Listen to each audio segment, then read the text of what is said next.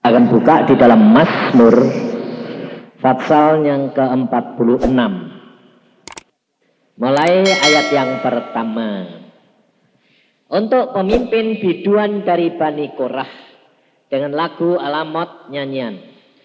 Allah itu bagi kita tempat perlindungan dan kekuatan. Sebagai penolong dalam kesesakan sangat terbukti.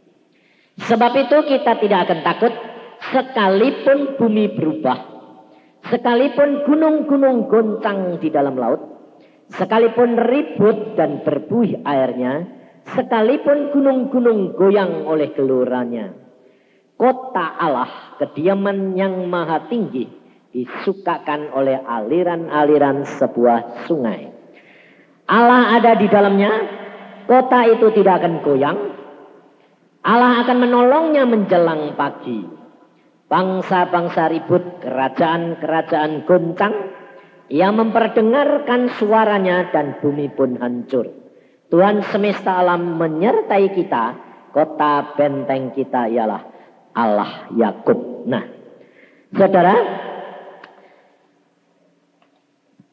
saudara dan saya diajak oleh Full Gospel ini. Tujuannya itu sebetulnya adalah mengajak saudara di dalam hidup ini mengenal akan Allah Tuhan kita, Yesus Kristus, dengan benar. Pengenalan kepada Yesus yang benar itu bukan sekedar, saudara, sekedar mengalami mujizat sekali. Ini buktinya, saudara. Tadi saudara Ferry, dia mendapat kesembuhan, ya dah, mengenal Tuhan, lalu baru, ya dah, baru dah. Malah biasanya orang baru itu kalau mengenal Tuhan terus sungguh-sungguh bertobat, terus sungguh-sungguh minta, langsung cespleng, sembuh. Tapi lucunya kalau nanti sudah lama jadi orang Kristen, sakit, sembahyang, enggak sembuh-sembuh. Ayo jujur, betul enggak? Hah? Nah, karena apa? Karena dia tidak mengenal Tuhan dengan benar. Makanya kalau ada KKR, kalau ada kebaktian kesembuhan, nanti yang sembuh kan orang-orang baru. Betul enggak? Orang yang lama-lama kan datang ya sakit, pulang ya sakit. Nah, saya kerap kali tanya sama Tuhan begini, Tuhan kenapa? Lalu Tuhan mengatakan begini, lah wong nggak tumbuh-tumbuh kok. Imane itu pancet terus. Imane itu percaya terima Yesus itu tok. Lalu kalau sudah baca Alkitab, udah malah kempes. Nah, itu gak mengenal Tuhan dengan benar, saudara. Kenapa saya berani ngomong gitu? Saya ngalami dan saya menikmati sungguh-sungguh bahwa mengenal Yesus itu tambah hari, tambah luar biasa. Saya mengenal Yesus itu permulaan tuh umur 12. Karena Tuhan Yesus nemuin saya. Saya dulunya tidak mau jadi orang Kristen. Kenapa? Orang Kristen tuh munafik. Mengapa munafik? Cuma kalau ke gereja kebaktian bagus-bagus. Tapi kalau di rumah maut lagi. Dan saya punya ayah ibu Kristen, saudara. Makanya saya tidak mau karena ayah ibu saya Kristen. Majelis lagi. Tapi ribut terus di rumah tangganya. Sampai saya bilang, ini papa mama itu orang Kristen, pinter Alkitab, jadi majelis kok asal ngomong kok ribut. Aku sampai, mah kok bisa ribut ya? Papamu nggak ngerti aku. Papa ya bilang, bohong sih nggak ngerti aku. Lah dua-dua minta pengertian, nggak bakal ketemu. Lalu saya tuh tanya gini, Mama, Papa ini kok lucu sih, kok ribut terus. Tapi aneh, anaknya kok akeh. Saudara saya itu 9. Aku bilang, ribut terus tapi anakmu kok metu terus sih. Lah anak-anaknya kan jadi sengsara toh, betul enggak? Siapa yang saya tuh dulu hampir enggak berani kawin, saudara. Karena saya ditanya mama pada waktu umur 11, kowe besok jadi apa? Aduh, aku besok mesti harus jadi orang pinter. Dia bilang gitu. Nah, terus, tapi aku tidak mau kawin. Kenapa? Kawin neraka. Mama biar papa ribut terus gitu. Mana ada, enak. Lah, lucunya saudara. Makanya saya katakan kalau orang Kristen itu harus mengenal Tuhan dengan benar. Karena saya ngalami. Dan saya punya ayah ibu yang ribut terus. Lah, ayah ibu saya tanya, Mama biar papa kok ribut terus kenapa? Jawaban itu aneh. Aku ini sudah di Guamia. Loh, lucu toh? Pring segerit. Artinya pring itu nempel kriet. Jadi kalau aku mbak mama, mbak papamu ini ngomong, mesti ribut. Jadi aja nempel. Lah kapan nempel ya? Anakmu banyak, nggak nempel piye? Lah ya toh? Dia bilang, oh itu lain. Nempelnya beda. Jadi saya bilang, aduh ini hidup kekristenan kok gini. Tapi setelah saya ketemu Tuhan Yesus cuma ngomong gini. Jadi hambaku. Lalu saya bilang, itu buktinya papa mama. Jadi hambamu, jadi anakmu kok ribut terus. Tuhan bilang, masuk surga ndak gandeng-gandengan. Kamu baca Alkitab, alami sendiri. Akhirnya saya nurut, saya baca Alkitab. Dan Tuhan berkata, kalau tidak ngalami, jangan jadi orang Kristen. Rugi. Nah, setelah itu saya baca, saya alami. Akhirnya saudara tahu, ayah ibu saya belajar dari saya. Jadi di hari tuanya itu tidak pernah ribut. Kenapa? Karena lihat kehidupan saya tidak mau ribut. Lalu bilang, loh mah, hidup orang Kristen itu harusnya gini. Lalu dia bilang, kamu ini anak baru kemarin sore ngajari orang tua. Aku ini sudah baca Alkitab. Saya bilang, karena papa bacanya Alkitab pakai akal. Aku baca Alkitabnya dengan pimpinan Roh Kudus yang ngajari. Sehingga Alkitab itu hidup. Dan setiap kali saya menghadapi masalah, firman muncul. Ini loh saudara. Makanya saya mau mengajak saudara. Saya tidak ingin saudara bergantung kepada hamba Tuhan. Kalau hidup kekristenanmu benar, pengenalanmu kepada Yesus benar, pengenalan akan firmanmu benar, kamu sendiri, doamu, omonganmu, cespleng. Jadi tidak perlu hamba Tuhan yang doain baru sembuh. Kayak Ferry tadi. Karena dia belum baru, tidak ngerti toh. Tapi yang penting, saudara pribadi ini, setiap doamu, setiap omonganmu jadi. Betul tidak? Sehingga dalam keluargamu, kamu menjadi terang, menjadi saksi, menjadi berkat. Itu yang dibutuhkan saudara. Mengapa? Karena ini janjinya Tuhan. Tuhan berkata begini, pada waktu Tuhan Yesus mau naik ke surga, dia berkata gini, aku akan pulang ke surga, aku akan utus Roh Kudus. Nah, lalu kalau nanti Roh Kudus datang, yuk kita baca di dalam Kisah Rasul pasal yang pertama. Maka dari itu saudara, kita benar-benar harus mengenali Tuhan dengan benar, dan kamu nanti pasti saya jamin ngalami. Sebab bukan saya saja yang ngalami. Anak-anak saya semua ngalami. Menantu saya semua ngalami. Dan akhirnya orang-orang yang mau melakukan ngalami sendiri. Dalam Kisah Rasul pasal yang pertama, ayat yang ke-8. Tetapi kamu akan menerima kuasa. Perhatikan. Kamu akan menerima kuasa kalau Roh Kudus turun ke atas kamu. Dan kamu akan menjadi saksiku di Yerusalem sampai ke ujung bumi. Saudara dan saya akan menerima kuasa. Ini kuasa ini yang tidak dimiliki manusia. Sebab saudara dan saya kepengen hidup damai, sejahtera, sukacita, ya tak? Tapi saudara tidak akan bisa. Dengan cara apapun tidak bisa. Karena apa? Karena Alkitab sudah berkata, mendekati akhir zaman, manusia itu akan mengasihi dirinya sendiri. Lalu Tuhan berkata apa? perceraian itu memuncak luar biasa. Kenapa? Karena Tuhan memberitahukan di dalam Wahyu bahwa roh perpecahan, perzinaan, roh percabulan itu dilepas. Sehingga otomatis manusia di dalam dunia semua kena. Sehingga akibatnya saudara boleh lihat di ilmu pengetahuan. Sekarang di dunia barat mengatakan, wes tak perlu kawin, kumpul kebo wae. Ya dah. Sebabnya apa? Sebabnya kawin cerai. Tapi di dalam Yesus Allah berkata, aku benci perceraian. Karena apa? Tuhan menghendaki saudara dan saya terjadi kesatuan, ada damai sejahtera, sukacita, ketenteraman. Karena apa?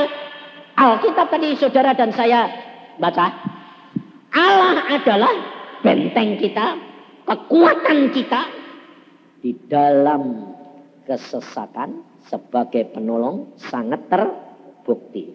Kenapa? Itu bisa dibuktikan. Makanya saya katakan, kalau saudara dan saya mengenal Yesus benar, hari demi hari hidupmu diubah luar biasa. Tetapi jangan mempunyai pikiran pendapat. Cara mengubahnya itu mestinya yang enak-enak lah itu loh. Ini yang salahnya orang Kristen gak bisa mengenal Tuhan dengan benar itu membatasi jalan dan caranya Tuhan. Padahal kerap kali kita menyaksikan justru melalui masalah, justru melalui penderitaan saudara melihat mujizat. Betul tak? Hah? Tapi masalahnya gak mau dah. Betul tak? Mujizatnya mau dah. Lah kapan mujizatnya dilihatkan? Saudara lebih seneng dengar kesaksian yang ngalami orang lain lah. Ayo, kamu sendiri tidak ngalami. Paling-paling, oh ya. Tapi saudara nanti ngalami kesulitan, gugur. Makanya saya bilang, baca Alkitab, alami sendiri. Nanti sementara saudara baca, tidak ada apa-apa. Tidak ingat firman, tidak apa-apa. Tapi nanti saudara mendapati satu masalah, firman itu nanti dimunculkan Roh Kudus. Kalau firman itu dimunculkan, itu petunjuk buat saudara dan saya. Hadapi, alami, jalankan, engkau akan keluar dari masalah. Yesus itu luar biasanya di situ. Dan benar-benar bisa dialami dan dibuktikan. Menyebut nama Yesus itu luar biasa. Lebih-lebih orang yang belum pernah mengalami mujizat loh. Ini ada seorang perempuan yang narkotik. Overdosis, anak muda loh, umur SMA Mas Jan. Overdosis, mati di taman. Mati, saudara. Mati. Terus akhirnya temuin sama teman-temannya, dibawa rumah sakit, taruh di kamar mayat. Sudah dilihat di layar, tutupi. Tapi anak ini pernah dengar nama Yesus. Lalu dia cuma neriak saja. Dia bilang, saya tidak bisa tahu, tapi kenapa saya bisa teriak Yesus? Dia bilang, Yesus bangkit.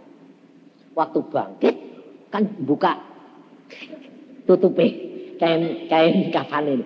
Temennya semua terbingit-bingit lari. Nah, sekarang dia jadi konselor atau salah satu anak muda yang mengurusi narkoba. Bukan orang Kristen, tapi dia pernah dengar nama Yesus. Kalau kamu dalam kesulitan, teriak nama Yesus dan terbukti. Tapi saudara sendiri jadi orang Kristen sudah biasa nyebut nama Yesus. Mempan pendak? Tidak mempan dah. Karena apa? Karena kamu nyebutnya pakai hati.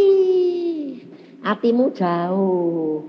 Hatimu lebih banyak dikuasai sama pikiran. Jadi kalau mau jadi orang Kristen mesti maunya yang nah sebarangnya gratis. Tidak bisa saudara. Alkitab mengajar saudara dan saya harus bayar harganya. Harga apa? Harga yang saudara harus mengenal Yesus. Karena Tuhan Yesus berkata apa? Kalau kamu mau jadi muridku, sangkal diri. Nah, itu susah saudara. Sangkal diri itu paling susah. Nah, urutannya kalau saudara mau mengenal Yesus dengan baik, itu pertama saudara harus percaya Yesus, dibaptis. Kalau sudah dibaptis, saudara itu punya meterai, tandane kamu itu anaknya Yesus. Tapi kalau sudah dibaptis jangan mengatakan begini, oh aku sudah punya paspor ke surga, kok enak. Paspor ke surga itu adalah buah-buah roh. Kalau engkau jadi anak Tuhan tidak berbuah, tidak bisa. Karena Tuhan Yesus berkata, ranting-ranting yang tidak berbuah dikerat, dipotong, dibuang ke dalam api. Jadi paspor masuk surga berbuah. Buah apa? Buah roh. Buah roh itu apa? Perubahan karakter. Itu buah roh. Perubahan karakter. Itu buah roh. Dulunya emosional pemarah, jadi sabar.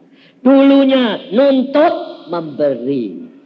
Dulunya minta dilayani, melayani. Dulunya minta diperhatikan, memperhatikan. Berubah karakter, itu paspor ke surga.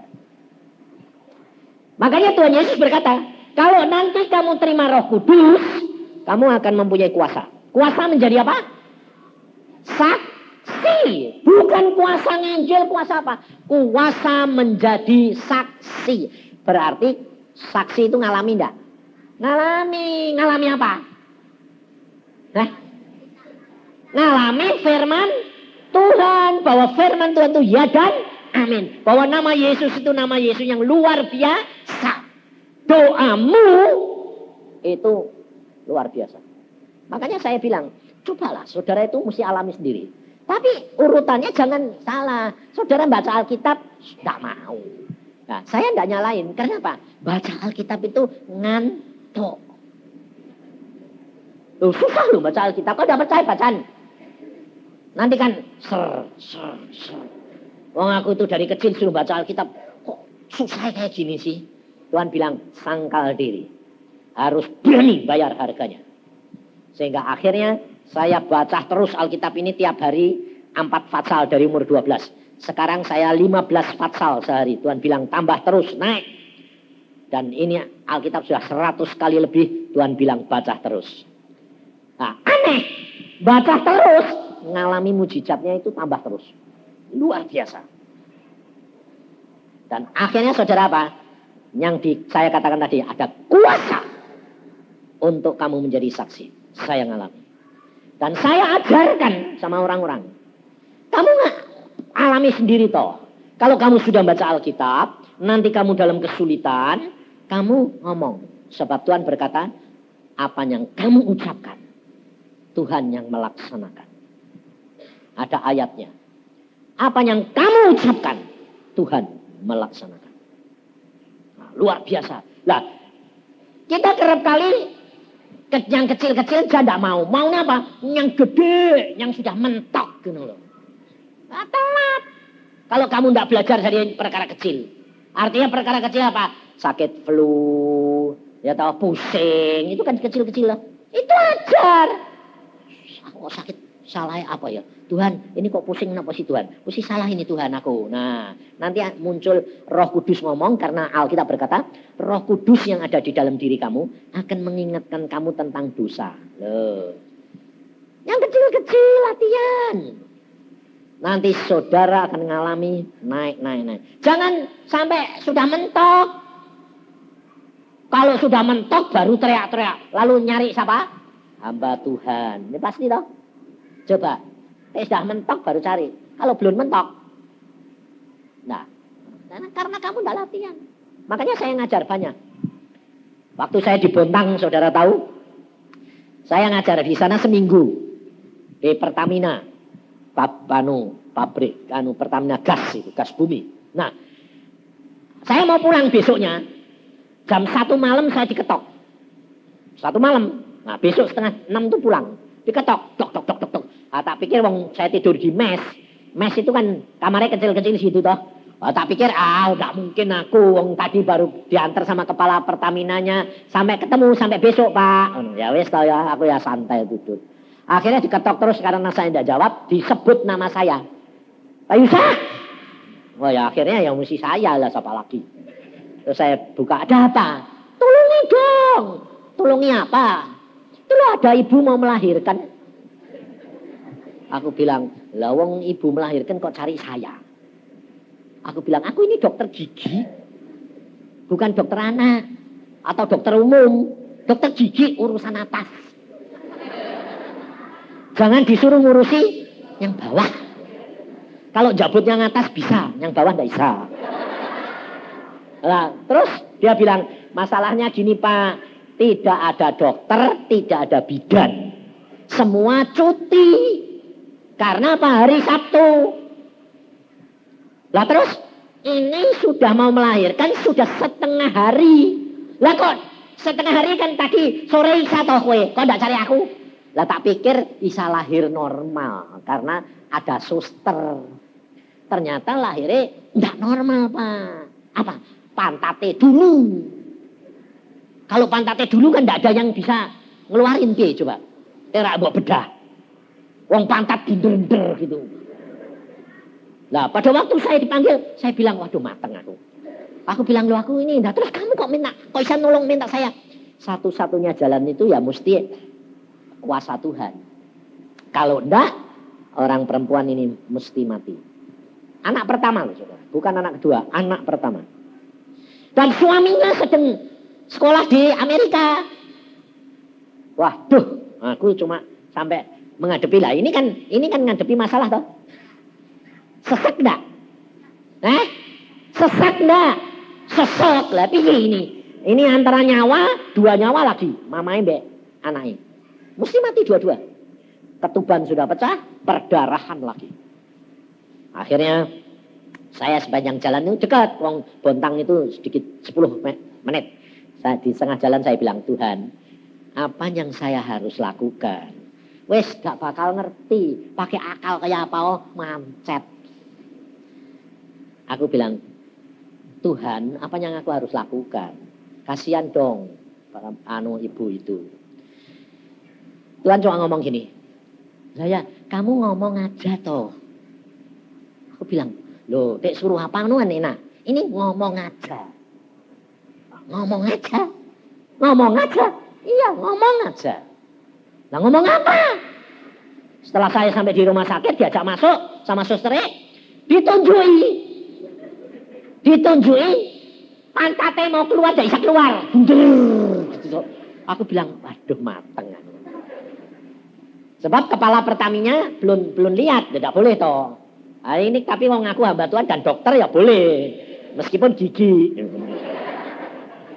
Jadi itu loh dokter, waduh mateng aku. Lah kok bunder ngono piye? Ada Isa dimasuk ke Raisa, dikeluar ke Raisa. Aku bilang, "Bisa Tuhan?" Tuhan dari dalam hati cuma ngomong gini, ngomong aja. Bayangin saudara. Kira-kira kalau kamu pikirin ngomong aja sih mbak ngomong ke apa? Lah kalau pakai pikiran enggak keluar. Makanya dari itu saudara mesti ngalami. Saya cuma ngomong gini, ibu ini agamanya apa? Oh, Katolik. Ah, kenal Tuhan Yesus ya? Ya wes. Kamu sekarang minta ampun sama Tuhan Yesus sebab apa? Kalau ibu tidak bisa, anak ini tidak keluar, dua-dua mati. Ibu mati, anakmu mati. Tidak ada jalan lain. Sebabnya apa? Perdarahan. Dia tidak keluar, anaknya mati, ibunya mesti mati. Habis darah saya. Dan ibunya sudah lemas. Ngomong saja bilang, aku sudah tidak kuat. Memang tidak kuat. Saya bilang, makanya Yesus yang bisa memberi kamu kekuatan. Karena Alkitab berkata, Allah adalah kekuatanmu. Saya bilang, sekarang kamu ngomong, minta sama Tuhan Yesus. Tuhan Yesus, ampuni dosa-dosaku. Tolong aku Tuhan, aku mau melahirkan, tidak kuat. Tidak bisa Tuhan, tapi tolong. Wes, terus habis itu ngomong be anakmu. Waktu dia tak suruh ngomong be anaknya, matanya buka. Saking heran. Loh anaknya masih di perut kok disomong. Dia bilang gini, apa Pak? Aku meni, ngomong be anakmu. Loh, anaknya kan masih di perut. Iya, omongin. Loh, bisa dengar, Pak? Wis toh, nurut. Nanti gak mati kowe ya. Nah, biasanya dek orang wis kepepet, meh mati kono poe gelem. Betul dah? Hah? Tek belum kepepet, mikir. Lah itu salahmu. Makanya itu dek kepepet. Lah, pada waktu itu ya ulangi. Ngomong. Nah, mama ndak punya kekuatan. Kamu keluar dewek. Terus dia bilang, Tuhan Yesus, ampuni dosa-dosaku, tolong aku. Nah, kamu keluar dewek. Mama ndak punya kekuatan. Ulangi terus, ngomong terus. Nah, nanti kalau ndak jawab apa, mikir lagi aku bilang. Gue cuma tugasmu ngomong, ngantuk, tidur. Bangun, ngomong. Nah, Tuhan Yesus yang bilang ngomong, ya tak aku ngomong baik dong. Habis itu nih, ulangi. Sudah ngulangi 2-3 kali, ya sudah, ngomong terus ya. Aku bilang ke suster, kalau dia bangun suruh ngomong terus kayak gitu. Kalau tidur biar tidur, dia bangun ngomong. Saya enggak berdoa apa-apa loh saudara. Jangan kamu bilang, wah doain dong. Oke deh, ngadepi gitu, tidak didoain, enggak mantap toh. Jujur, mantap enggak? Enggak toh? Salah, itu berharap nih manusia. Aku enggak tak doain. Ngomong ya, sudah, tak tinggal, ngomong, wes. Sampai di luar kepala Pertamina ketemu. Sudah Pak, sudah. Kon, lu apa ke? Tak suruh ngomong. Lu bisa Pak? Nggak mau doa ke? Nggak. Lu Pak, doain. Loh, wong Tuhan Yesus bilang, Roh Kudus bilang, kowe ngomong baik. Ya tak ngomong ke baik. Ya dia bilang, wah kowe ini aneh kok Pak. Wis toh, sana pulang tidur. Aku nggak bisa tidur Pak, wong aku bose. Suaminya dari Amerika aku sing nyekolahke. Ini piye dek mati? Wes toh, sembayang ngucap syukur. Aku meh tidur aku minum. Besok pulang. Wah, terus aku tidur. 5:30 saya berangkat ke airport. Jam 6 terbang. Saudara tahu? Saya sampai di airport sebentar lagi telepon berdering nyari saya. Susteri bilang gini. Dok, wah ajaib. Kenapa? Baru ini tadi. Ngomong terus. Nyonya ini ngomong terus. Tak suruh ngomong terus. Cuma ngomong terus. Lalu dari perutnya itu seperti ada angin atau kuasa yang gede itu dorong anaknya. Anak itu brojol loncat. Tak tampani jatuh ke ranjang sampai bawah ranjang. Dia bilang, lah terus hidup. Oh hidup. Langsung keluar pantat TC. Tetap pantat TC. Tapi hidup terus, waduh, nangis. Waduh, selamat dok. Wah, aku punya puji Tuhan. Terus saya bilang kepala Pertamina nih, loh metu. Keluar dok. Kok diomongi dok ya Pak? Sebab Roh Kudus ngomong wae. Wes, ikuti wae.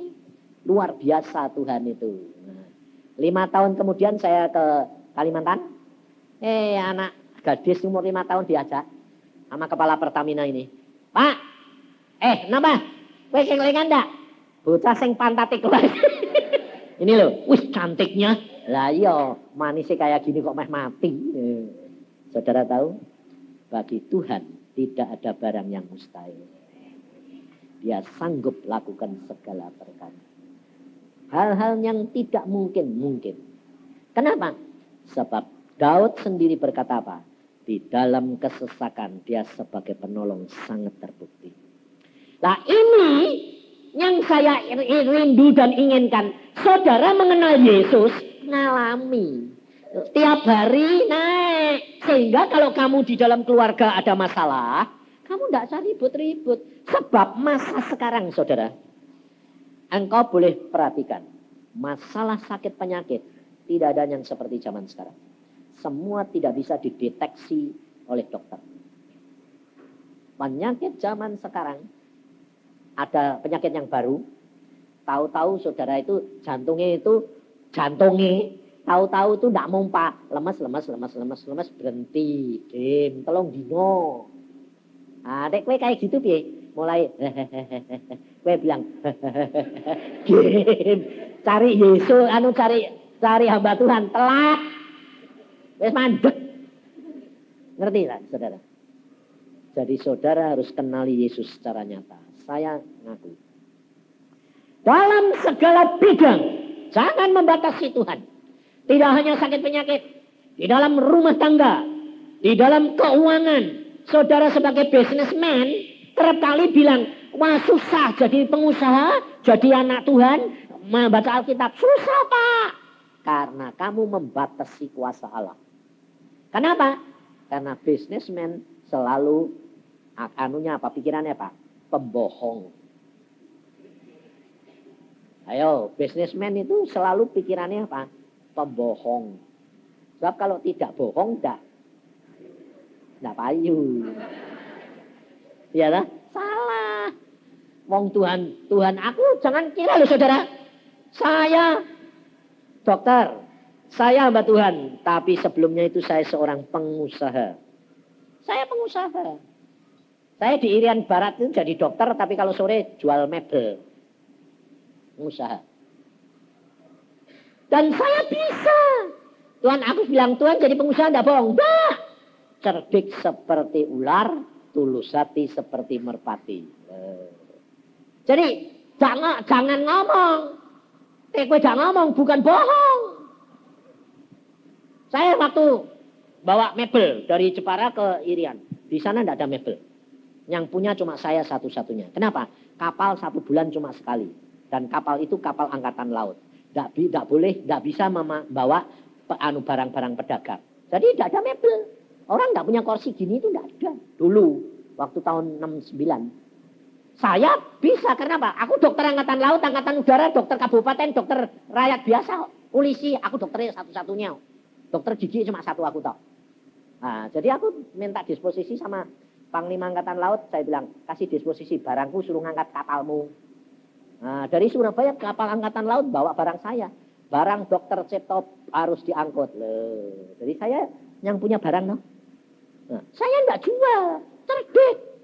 Dijual repot. Saya pakai. Saya panggil pedagang yang pintar, yang kaya-kaya. Mampir. Lihat barang. Wah kok punya kursi ukiran bagus gini. Mbok tak beli nih. Ya beliau.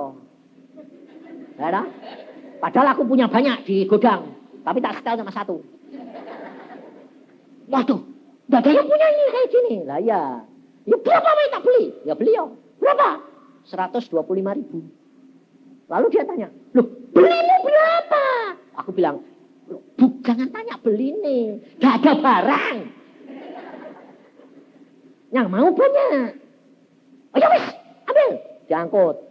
Padahal saya beli ini dari Romaan, dari Jepara 25.000. Saya jualnya 125.000. Loh. Ayo, itu salah pada? Nah? Enggak, bohong enggak? Enggak ngomong kok. Ada aku ngomong, beli ini 75 ongkos kirim. Bohong. Jangan. Minta hikmat. Enggak ngomong, itu enggak bohong. Maka dari itu saya kaya raya di sana, saudara. Dalam 6 bulan saya punya mobil nomor 1 di Biak. Jadi saya kaya raya. Maka dari itu saudara, saya ngajar, sekarang anak saya yang paling kecil pengusaha. Saya ngajar juga video, jangan bohong. Jujur, di hadapan teman-temanmu. Tetapi kalau tidak perlu ngomong, jangan dibuka. Itu tidak bohong. Merupakan rahasia sendiri. Nah, bagaimana supaya kamu tidak buka? Sembahyang. Tuhan tidak usah tanya orang itu. Jadi tidak tanya. Sebab kamu punya kuasa. Kuasa apa? Menjadi saksi. Kuasa apa? Ngalami akan firman Tuhan. Bahwa Allahmu yang memberkati kamu. Saudara tahu? Luar biasa. Kamu mau buka cek, mesti berdoa. Mau beli, mau transaksi, sembahyang. Tidak usah masuk kamar. Ngomong di dalam hati. Tuhan Roh Kudus tolong pimpin. Alami sendiri. Sakit apapun alami. Sebabnya apa? Saya ngalami. Istri saya ngalami. Saya itu kena serangan jantung itu 4 kali. Yang ketiga kali saya mati. Ngerti saudara? Mati. Ketemu Tuhan. Tapi suruh balik. Tuhan bilang tugasmu belum selesai. Balik. Aku bilang aku kepengen pulang. Balik. Nanti tak jemput dewek. Balik sembuh. Ya sempurna. Padahal saudara saya kena serangan jantung pertama kali. Lumpuh total. Tanya istri saya. Lumpuh total. Aku bilang, wih, aku lumpuh yang. Kenapa itu? Nggak percuma. Kue panggil dokter. Oh, tak dibedah-bedah bucelah. Ngucap syukur. Terima kasih Tuhan. Kalau hal ini engkau berikan kejadian, pasti engkau punya maksud. Apa maksudmu Tuhan? Sebentar lagi ada suara. Sebentar lagi mati. Muncul firman. Hidup untuk Kristus. Mati adalah untung. Kamu pengecut. Anakmu masih kecil-kecil. Kamu mau tinggal mati. Istrimu menderita. Muncul firman. Burung dikasih makan. Masa istriku tidak dikasih makan? Ngerti saudara? Itu dialog gitu. Lalu saya bilang. Muncul lagi Alkitab. Ngucap syukur dalam segala perkara. Saya cuma terima kasih Tuhan, terima kasih Tuhan, terima kasih. Lalu istri saya bilang, lah aku berbuat apa yang? Kamu di sebelah saya sambil tidur, sambil sembahyang. Selesai, sebabnya kamu penolong. Ya udah. Sampai akhirnya dia ketiduran. Nah, ngantuk toh. Ngantuk, justru saya mau mati, saya teriak. Terima kasih Tuhan. Sekarang waktunya ini selesai nih. Jantungnya macet, naklek. Aku bilang, terima kasih Tuhan. Tuhan bilang apa? Hidup. Loh. Jadi cuma begitu itu jantungnya mak kayak orang diledaki. Urip. Sampai istriku itu bangun di samping saya bilang, ada apa yang? Meledak jantungku. Wes urip aku. Loh, terus ya latihan. Saya latihan jalan, latihan gerakin 2 minggu. Sempurna. Sekarang kamu lihat, gak ada tanda-tanda. Luar biasa toh Tuhan. Tergantung pengenalanmu sama Tuhan. Makanya saudara alami sendiri. Makanya nanti kamu tambah hari tambah kenal, tambah kenal. Anak saya saat dari kecil selalu saya didik. Sama Tuhan sendiri. Alami sendiri. Berdoa, percaya, baca Alkitab, alami. Semua alami. Semua alami. Dari sekolahan sampai cuaca, sampai sakit penyakit, sampai kawin, sampai punya anak, ngalami semua. Luar biasa. Saya bilang, itu pengenalan akan Yesus. Tapi saudara harus bayar harganya. Harganya apa? Baca Alkitab. Supaya saudara mengenal pribadinya Yesus. Apa yang Yesus senang, apa yang tidak. Yang enggak suka, jangan lakuin. Tapi kalau kamu nanti ngelakuin, pasti digebuk, dicewer, diselentik. Nah, tapi lumayan, dari situ saudara tahu, itu tidak boleh. Karena kamu semuanya ini di hadapan Tuhan itu adalah mutiara-mutiara Allah. Kalau mutiara itu dalamnya pasir apa? Pasir toh? Kalau lapisannya tipis, pecah enggak? Pecah, kelihatan pasir. Selama kamu dilapisi dengan lapisan mutiara yang indah, selama Yesus firman membungkus kamu, Roh Kudus ada di dalam kamu, menguasai kamu, kamu akan tidak kelihatan pasirmu. Watakmu asli itu hilang semua. Tapi demikian kamu pecah, tipis, muncul pasirnya kembali. Makanya hati-hati, watakmu ini akan timbul lagi. Saudara tahu? Saya kalau kurang sembahyang sedikit, emosi. Asal emosi, istri saya bilang gini, yang sembahyang. Nah, makanya suami-suami itu kalau diingatkan istri itu jangan malah, biasanya itu gengsi. Dia diomongi malah gengsi ini timbul. Gak boleh, mesti belajar rendah hati. Sebab istri itu penolong. Tapi jangan menjadi penasehat. Istri itu biasanya tugasnya itu menolong. Tapi yang dilakukan bukan menolong tapi menasehati. Betul tidak? Yang dinasehati kepala. Ya tak nurut. Gengsi ini malah muncul. Nolong itu dilihatkan, didoain. Kecemplung aja ditarik. Belum kecemplung sudah. Itu, udah kecemplung loh. Gak bisa, orang laki aja gitu gak bisa. Ben kecemplung sih, agak ditarik. Itu penolong, betul lah. Tapi kamu kan gak tahu. Sebelum kecemplung toh Pak, gak bisa. Wong laki-laki itu gengsi. Jar kese kue sembayang, meskipun kecemplung sekalipun, ndak sampai mati. Wong Tuhan bilang, orang yang hidupnya berkenan kepadaku, jatuh sekalipun ndak ngeletak. Jadi jar kese kecemplung, jar kese tiba. Kue sembayang, rasain lu. Nanti kalau sudah gitu, sudah ngalami 1-2 kali, si suami sadar penolong itu penting. Nah, nanti berubah. Berubah ya Pak? Menurut kue piye mah? Loh, baru penolongnya ngomong. Tapi penolong kerap kali apa? Belum ditanyai. Menurut kamu piye? Wes nerocos wae. Lah ya sing ditrocos kaya wong dikuliahi. Ya marah. Aku dulu ya gitu. Tapi istriku enggak gitu, selalu diem sembayang. Kalau tak gentak nangis gitu toh. Tapi dari situ Tuhan ngubah. Ngerti saudara? Hidup dengan Yesus itu luar biasa. Alami dan kamu akan mengenal Yesus yang luar biasa. Amin. Mari kita berdoa. Tuhan, firman-Mu sudah hamba sampaikan. Biarlah firman ini tertanam dalam hati dan pikiran mereka. Dan Tuhan Roh Kudus, kalau mereka mau membaca firman-Mu dan berdoa, setiap saat mereka mengalami masalah, firman-Mu akan muncul, menjadi penolong, dan mereka akan keluar dari masalahnya. Sehingga mereka mengalami secara pribadi demi pribadi. Karena Tuhan kita adalah Tuhan yang nyata, bukan teori. Saat-saat ini Tuhan, kami sangat-sangat membutuhkan kenyataan hidup yang nyata dengan Engkau. Bukan teori. Supaya kami tidak terjerat oleh kuasa gelap. Karena kuasa gelap akan dinyatakan. Tenaga dalam maupun perkara-perkara yang menyesatkan sudah muncul ke dalam dunia. Kami butuh nama Yesus. Yesus yang maha kuasa.